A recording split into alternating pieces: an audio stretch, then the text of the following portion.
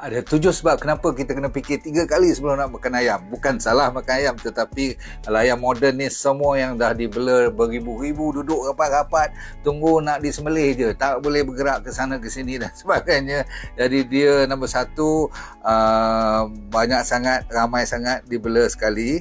Nombor dua, dia dah kena injection yang mau tak mau setiap minggu ada 3-4 kali injek hormon, injek antibiotik, injek ubat bagi dia lali, dan lepas tu bagi dia sedar balik asal-asal mula besar dia dah cukup. Lepas tu ada masalah nombor 4, pekerja dia pun tak tahu bersih tak bersih, apa dia orang buat kat dalam tu siapa pun tak tengok. Nombor 5 ialah masalah dia ada kudis kat matanya disebabkan oleh amonia, sebab ada lagi bakteria seperti salmonella,